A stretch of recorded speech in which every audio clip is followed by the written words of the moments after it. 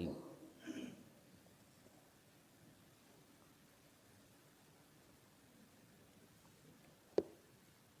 لولا اذ سمعتموه ظن المؤمنون والمؤمنات بانفسهم خیرا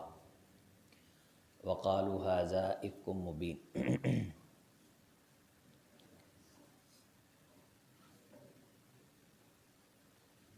کیوں نہیں جب تم نے سنا اس الزام کو، اس بری بات کو، ظن المؤمنون والمؤمنات بانفسهم خیرا، تو کیوں نہ گمان کیا ایمان والے مرد اور ایمان والی عورتوں نے اپنے دلوں میں اس کے بارے بہتر، وقالوا ھذا افک مبین، اور کیوں نہ کہا کہ یہ بہت واضح جھوٹا بہتان ہے۔ مطلب یہ ہے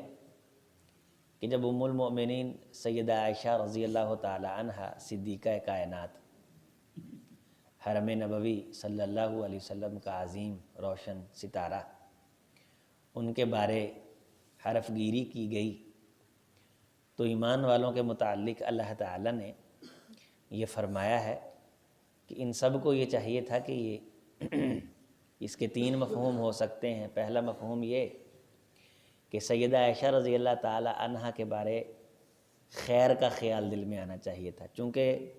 کچھ لوگ اس پروپیگنڈے کا جو منافقین نے کیا، اور اتنے زور و شور سے کیا، اتنی شد و مد سے کیا کہ کچھ اپنے اس کے اندر اس طرح کے جملے کہنے لگ گئے، تو ان کے متعلق یہ فرمایا کہ یہ نہیں چاہیے تھا ان کو، جب ان کے سامنے یہ بات آئی تو انہیں سیدہ عائشہ رضی اللہ تعالی عنہا کے بارے دل کے اندر بہتر سوچنا چاہیے تھا، اچھا خیال، خیر والا خیال سوچنا چاہیے تھا۔ اب بھی ہمارے سامنے یہ بات اسوہ اور نمونہ ہے کہ ہمارے سامنے کسی کا تذکرہ کیا جائے تو ہمارے دل میں خیر کا ہی خیال آنا چاہیے، کوئی ہمارے دل میں اس کے حوالے سے عذر ہی آنا چاہیے، اور جب تک ثبوت کو بات نہ پہنچے تب تک آخری بات منہ سے نہیں نکالنی چاہیے۔ دوسرا اس کا مفہوم یہ ہے کہ جب ایمان والوں نے اس بات کو سنا تو انہوں نے اپنے متعلق سوچا ہوتا کہ کیا ہم اگر نبی کے گھر ہوتے، ایمان والی عورتیں، تو نبی کی عزت اور حرمت کی پاسداری کی حفاظت ہم کو اللہ تعالی نے دی ہوتی تو کیا ہم اس کی مخالفت کرتے؟ ایک عام سے عام شخص نہیں سوچ سکتا، تو اتنی بڑی شخصیت جو صدیقہ کائنات ہے اور صدیق کی بیٹی ہے، وہ یہ کیسے سوچ سکتی ہے؟ تیسرا یہ کہ وہ ایمان والے جو تکلیف میں تھے، اذیت میں تھے، ان تکلیف میں گزارنے والے جو دن تھے ان لوگوں کے، وہ سوچ لیتے کہ اللہ تعالیٰ ان کے لیے خیر پیدا کر دے گا، حد کے پریشان ہو گئے، بالآخر اللہ تعالیٰ نے ان کے لیے خیر نکال ہی دی، اس پہلو میں سے برکت اللہ تعالیٰ نے ان کے لیے نکال ہی دی، اور انہیں یہ کہنا چاہیے تھا کھل کے، ڈرے بغیر نہیں، کھل کے کہنا چاہیے تھا کہ یہ واضح بہتان ہے۔ آپ کو معلوم ہے کہ رسول اللہ صلی اللہ علیہ وسلم بھی خاموش رہے ابتدائی ایام میں، حضرت ابوبکر صدیق بھی خاموش رہے۔ سیدہ فرماتی ہیں کہ میں اپنی والدہ کے پاس جاتی تو وہ کہتی ہم بیٹی کیا کریں، یہاں رسول اللہ صلی اللہ علیہ وسلم کی بارگاہ کا مسئلہ ہے۔ میں ابوبکر صدیق رضی اللہ تعالیٰ عنہ کے پاس جاتی تو وہ بھی کہتے کہ بیٹی میں کیا بولوں، وہ بھی گھر کے اندر خاموش ہو کے بیٹھ گئے۔ ایمان والے پریشانی کے عالم میں ایسے خاموش،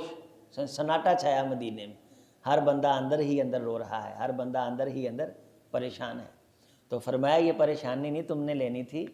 تمہیں یہ کہہ دینا چاہیے تھا اسی وقت کہ یہ واضح اور کھلا بہتان ہے، اللہ نے تمہارے لیے اس میں خیر نکال دینی تھی،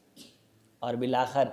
اللہ تعالیٰ نے خیر نکالی، اور صدیق کے گھرانے کی عظمت میں قرآن اترا۔ اور یہ آیات جن کی ہم تلاوت کر رہے ہیں، یہ سیدنا صدیق اکبر حضرت ابوبکر صدیق امیر المومنین خلیفہ بلا فصل، ان کے گھر کے اندر یہ آیات اتری۔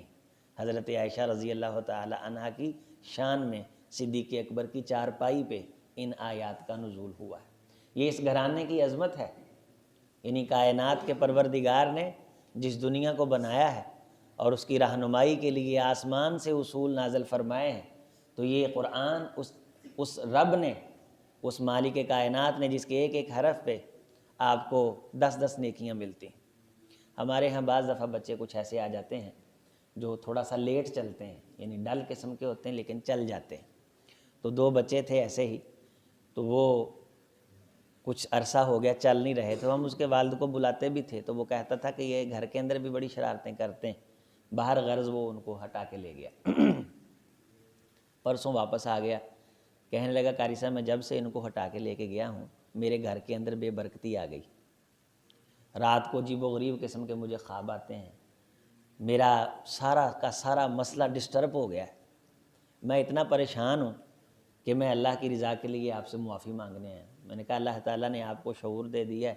یعنی ہمارے کہے پہ نہیں، اس نے ہٹائے تھے خود ہی لے گیا. پھر میں نے اسے سمجھایا، رونے لگ گیا، اتنا روئے یہاں اتنا روئے، چپ نہ کرے کہ مجھے اللہ تعالیٰ نے خیر سے محروم کر دیا. میں نے اس کو بتایا کہ جو بچہ آپ کا قرآن مجید بیٹھا پڑھتا ہے وہ ایک سبق کو، ایک سپارے کو، ایک رکوع کو، ایک سبکی کو، ایک منزل کو اتنی مرتبہ دہراتا ہے کہ اگر اسے کیلکولیٹ کیا جائے تو کم از کم 10 پارے بنتے ہیں. جو بچہ بیٹھا بیٹھا سبق سنانے کے بہانے ایک آیت کو بار بار پڑھتے دہرا لیتا ہے وہ کتنے؟ تقریباً 10 پارے بن جاتے ہیں. تو ایک حرف پہ اللہ تعالیٰ نے 10 نیکیاں دی ہیں. تو تیری نسلوں کے کھاتے میں اللہ اتنی نیکیاں لکھتے ہیں جب بچہ صبح آ کے قرآن کھول لیتا ہے. رسول اللہ صلی اللہ علیہ وسلم نے فرمایا جو قرآن کی تعلیم دینے کے لیے رستہ فراہم کرتا ہے، تعاون کرتا ہے، یہ ثواب اللہ اس کے کھاتے میں بھی لکھتا ہے. پھر میں نے بچوں کو کیلکولیٹ کر کے دکھایا، اگر بسم اللہ سمیت سورۃ الفاتحہ کے حروف گنے جائیں تو یہ تقریباً 150 کے قریب بنتے ہیں. شد والا لفظ جو ہوتا ہے وہ 2 مرتبہ ہوتا ہے، اور 150 کو آپ 10 کے ساتھ ضرب دے دیں تو یہ 1500 تقریباً نیکیاں بن جاتی ہیں. پھر اللہ فرماتا ہے ذالک فضل اللہ، اللہ پھر اپنے فضل سے ان کو مزید بڑھاتا ہے. تو سورۃ الفاتحہ ایک صفحہ اس کو آپ پڑھتے ہیں تو آپ کو اللہ تعالیٰ اتنی نیکیاں دیتے ہیں. تو جو بچہ بیٹھا 10 پارے پڑھ جاتا ہے تو اس کا ثواب اللہ تعالیٰ کتنے لوگوں پہ بانٹتے ہیں، ان کی وجہ سے اللہ تعالیٰ کتنی جگہوں پہ خیر تقسیم کرتے ہیں. تو یہ میں مثال اس لیے دے رہا ہوں کہ یہ گھرانہ جس کی عظمت میں اللہ تعالیٰ نے قرآن اتارا ہے، اور جب سے یہ قرآن اترا ہے تب سے لوگ پڑھتے آ رہے ہیں اور پڑھا جا رہا ہے. اللہ تعالیٰ نے اس عظیم گھرانے کو کتنی عظمتوں سے نوازا ہے، کتنی شان سے نوازا ہے. ایک طرف تو انتہا ہے غلو کی، یعنی آپ سب نے یہ آیت سنی ہوگی کہ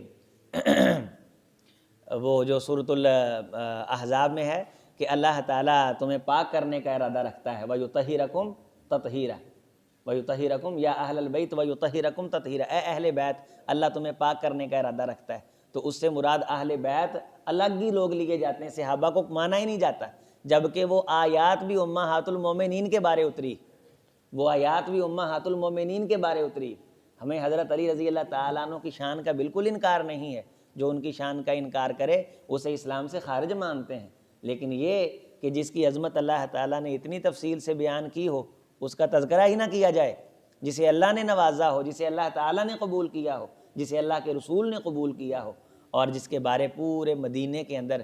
خوشی کے شادی آنے بجائے گئے ہوں، اور اللہ تعالیٰ نے ایمان والوں کو اس آیات کے نزول کے ذریعے سے ایک عزت اور عصمت کی حفاظت والے قانون سے نوازا ہو. حضرت عائشہ رضی اللہ تعالیٰ عنہ کے بارے ایک دن حضرت ابوبکر صدیق رضی اللہ تعالیٰ عنہ جب غزوے کے اندر گئے تو سیدہ عائشہ رضی اللہ تعالیٰ عنہ کا ہار گم ہو گیا. تو حضرت ابوبکر صدیق رضی اللہ تعالیٰ عنہ لڑنے لگ گئے، کہنے لگے تو ہار کا خیال ہی نہیں کرتی، کبھی تیری کیا چیز گم ہو جاتی، کبھی تیری کیا چیز گم ہو جاتی. حضرت عبد الرحمن بن عوف رضی اللہ تعالیٰ فرمانے لگے ابو بکر اس کا ہار گم ہوا ہے تو اللہ نے پوری امت محمدیہ کو تیمم کی آیات نازل فرما کے آسانیاں دے دیں، تو یہ تو تیری بیٹی قسمت والی ہے،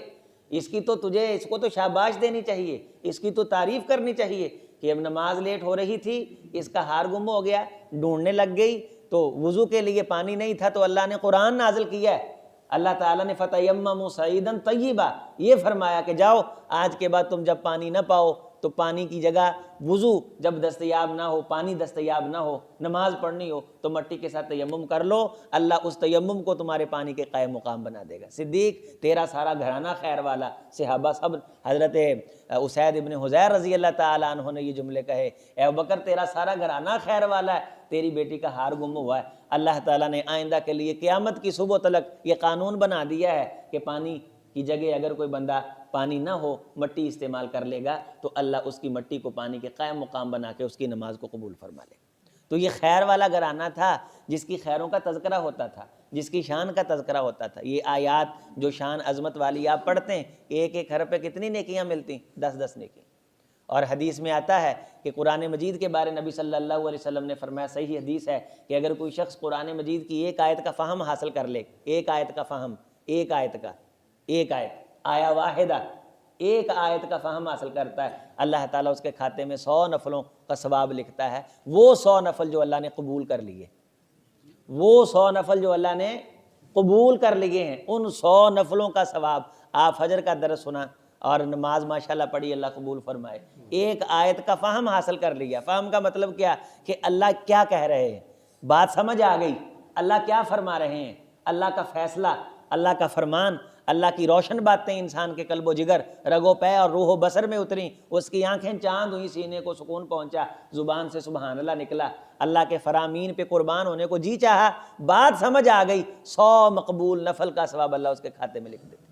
پھر رسول اللہ صلی اللہ علیہ وسلم نے فرمایا یہ بھی ہے کہ اللہ تعالیٰ اس بندے کو ایک آیت سمجھنے کی وجہ سے ایک ایسے اچھی نسل کے اونٹ کا صدقہ کرنے کا ثواب بھی عطا کر دیتے ہیں۔ یہ مسلم شریف کی حدیث ہے۔ قرآن سمجھنے کی وجہ سے وَمِثْلَ أَعْدَادِهِنَّ مِنَ الْإِبِلِ، صحابی کہنے لگے اللہ کے رسول اگر کوئی بندہ 2 آیات سیکھے، 3 آیات سیکھے، فرمایا جس طرح آیات بڑھتی جائیں گی اسی طرح اونٹوں کا ثواب بڑھتا چلا جائے گا۔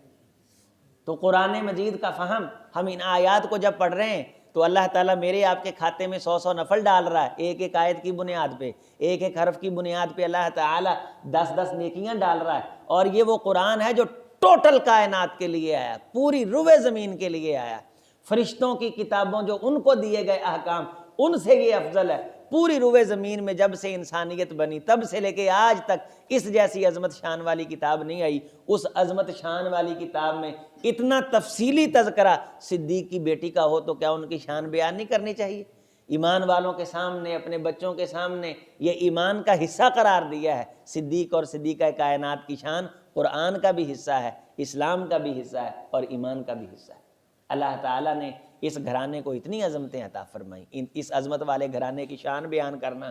یہ رسول اللہ صلی اللہ علیہ وسلم کو پسند ہے۔ صحابہ فرماتے نبی صلی اللہ علیہ وسلم مسجد نبوی میں تشریف لائے، ممبر پہ چلے گئے، سبحان اللہ، ممبر پہ چلے گئے، لوگوں کو اکٹھا کر لیا، مدینے کے اندر لوگ بگدڑ مچ گئی، باغ باغ مسجد نبوی بھر گئی، اور پورا خطبہ رسول اللہ نے صدیقہ کائنات ام المومنین امی عائشہ کی شان میں ارشاد فرمایا۔ پورا خطبہ،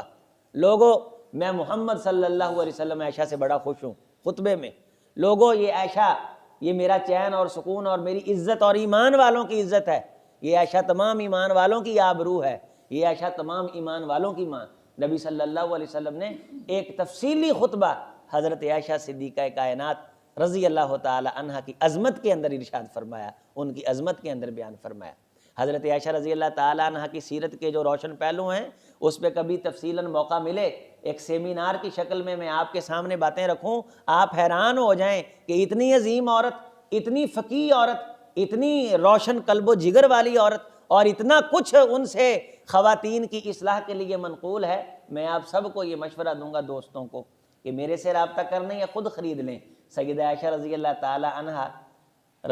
تعالی عنہ کی سیرت طیبہ پہ جو کتاب ہے ندوی صاحب رحمہ اللہ کی، اسے ضرور خریدیں، اتنی موٹی کتاب ہے۔ آپ کو معلوم ہو جائے گا کہ کیا کیا اس عظیم عورت سے اللہ تعالیٰ نے مسلمانوں کو فائدہ پہنچایا، خواتین کو فائدہ پہنچایا۔ یہ گھر کس طرح چلاتی تھیں رسول اللہ صلی اللہ علیہ وسلم۔ آپ کو معلوم ہوگا کہ حضرت ابوبکر صدیق رضی اللہ تعالیٰ عنہ کے پاس وزارت تھی مکہ مکرمہ میں زمانہ جاہلیت کے دور میں، خون بہا کی دیتیں جمع کرتے تھے، وزارت خزانہ، تو پیسوں کا حساب کتاب، اور پھر یہ حساب نبی صلی اللہ علیہ وسلم کے گھر کے اندر سیدہ عائشہ کو منتقل ہوا۔ رسول اللہ صلی اللہ علیہ وسلم کے حساب کتاب، آپ کے سونے چاندی درہم و دینار، تبھی سبھی قسم کی ساری چیزیں امہات المومنین کے حصے بانٹنے کے بعد رسول اللہ کی ساری اس وزارت کا حساب سیدہ عائشہ کے پاس ہوتا تھا۔ آپ نے کئی احادیث سنی ہوں گی کہ آپ نے فرمایا عائشہ مجھے معلوم ہوا کہ فلاں جگہ سونے کی ڈلی پڑی ہوئی ہے لے کے آؤ، فلاں جگہ درہم پڑے ہوئے لے کے آؤ، فلاں جگہ دین، اور وہ اسی طرح پڑے ہوتے تھے جس طرح رسول اللہ صلی اللہ علیہ وسلم دے دیتے تھے۔ تو رسول اللہ صلی اللہ علیہ وسلم کے جو مالی معاملات تھے وہ سبھی کے سبھی عفیفہ کائنات صدیقہ کائنات سیدہ عائشہ رضی اللہ تعالی عنہ کے پاس تھے۔ تو یہ وہ عظیم گھرانہ ہے جس کی سیرت کے اندر میرے آپ کے لیے روشن اسباق ہیں، روشن دروس ہیں۔ اللہ نے تمہارے لیے اس میں خیر میں تذکرہ کر رہا تھا اس آیت کی تفسیر کا کہ کتنی خیر اللہ نے اس گھرانے کے لیے نکالی کہ آج 1400 سال بعد 1450 سال بعد شیخ کلونی محمدی مسجد میں ہم بیٹھے قرآن کی تلاوت کر کے اس گھرانے کی عظمت پہ قربان جا رہے ہیں۔ رضی اللہ عنہم و رضوا عنہ، وہ اللہ سے خوش ہوئے اور اللہ ان سے خوش ہوا۔ اور نبی صلی اللہ علیہ وسلم نے فرمایا اور قرآن مجید میں اللہ تعالیٰ نے اس بات کی تصدیق نازل فرمائی ہے، فرمایا کہ وہ لوگ جو ان نفوس کا تذکرہ دل سے کریں اور اس گروہ کو پسند کریں، والذین اتبعوہم بإحسان، سبحان اللہ، اتبعوہم بإحسان، دل کے اندر احسان کا جذبہ رکھیں اور مانیں کہ اس نسل کا، اس صحابہ کے عظیم گروہ کا ہم پہ احسان، ان کی محنتوں کی بنیاد پہ اللہ تعالیٰ نے ہمیں دین کا فہم سمجھ عطا فرمایا۔ فرمایا جو اتباع کریں احسان کے ساتھ، عقیدت کے ساتھ، ان کا احترام کرتے ہوئے، ان کی باتوں کا تذکرہ کر کے ان کے سامنے سر جھکائیں اور انہیں تسلیم کریں اور مانیں، رضی اللہ عنہم و رضوا عنہ، اللہ تو ان سے بھی راضی ہو جاتا ہے، اللہ تو ان سے بھی خوش ہو جاتا ہے۔ یعنی ان صحابہ کرام کے تذکرے کو سن کے قلب و جگر کے اندر سرور سکون محسوس کرتے ہوئے اس کا اتباع کرنا، یہ بھی اللہ تعالیٰ کو بڑا پسند ہے کہ اللہ تعالیٰ اس خصلت کی بنیاد پہ، محبت اور شوق سے، اس تذکرے کو سننے کی بنیاد پہ بھی بندوں سے راضی ہو جاتا ہے۔ اور حدیث مصطفیٰ ہے، رسول اللہ صلی اللہ علیہ وسلم نے فرمایا کہ کائنات کی سب سے بڑی چیز اور جنت کے خزانوں میں سے سب سے بڑا خزانہ اللہ کی خوشنودی ہے۔ وَرِضْوَانٌ مِّنَ اللَّهِ اکبر، رضوان نکیرہ ہے، جس بھی چیز پہ دو زبر دو زیر دو پیش آ جائے اسے ہم نکیرہ کہتے ہیں۔ نکیرہ تنوین تعمیم کے لیے آتی، مراد اس کا یہ ہوتا ہے کہ وہ چیز پوری نہیں، اس کا کھربواں حصہ بھی، کتاب نہیں، کتاب کا کھربواں حصہ بھی ہو سکتا ہے، الکتاب آئے گا تو مراد اس سے کتاب ہوگی۔ وَرِضْوَانٌ، اللہ تعالیٰ کی خوشنودی کا کھربواں حصہ، من اللہ، اللہ تعالیٰ کی طرف سے جو آ جائے، اکبر، وہ سب سے بڑا ہے۔ اللہ کی طرف سے خوشنودی کے جملے اگر کوئی شخص یہ کہہ دے رضیت باللہ ربا وبالاسلام دینا وبمحمد نبیا، صبح اور شام تین مرتبہ، اللہ جی میں تیرے اللہ ہونے پہ راضی، اسلام کے دین ہونے پہ راضی، اور محمد رسول اللہ صلی اللہ علیہ وسلم کے رسول ہونے پہ راضی، تو رسول اللہ صلی اللہ علیہ وسلم نے فرمایا اللہ قیامت کے دن اس سے خوش ہوں گے، اس کو اپنی خوشنودیاں عطا فرمائیں گے۔ اور جب اللہ تعالیٰ اہل جنت کو جنت میں جانے کے بعد اپنی خوشنودی عطا فرمائیں گے، امام کونین علیہ الصلوۃ والسلام نے فرمایا تو جنتی اس نعمت کے سامنے پوری جنت کو چھوٹا خیال کریں گے۔ اللہ کی خوشنودی اتنی بڑی چیز ہے، اور ان نفوس قدسیہ کو ان کی زندگیوں میں ملی، اور ہمیں یہ فرمایا والذین اتبعوہم بإحسان، جو دل کی پاکیزگی کے ساتھ ان لوگوں کا کہا مانے گا، ان کی اتباع کرے گا، رضی اللہ عنہم و رضوا عنہ، اللہ ان سے بھی راضی ہو جائے گا، اللہ ان سے بھی خوش ہو جائے گا۔ اللہ حضرات صحابہ کرام کی عصمتوں اور عزتوں پہ پہرا دینے والا بنائے۔ اقول قولی ھذا استغفر اللہ لی ولکم ولسائر المسلمین۔ بسم اللہ الرحمن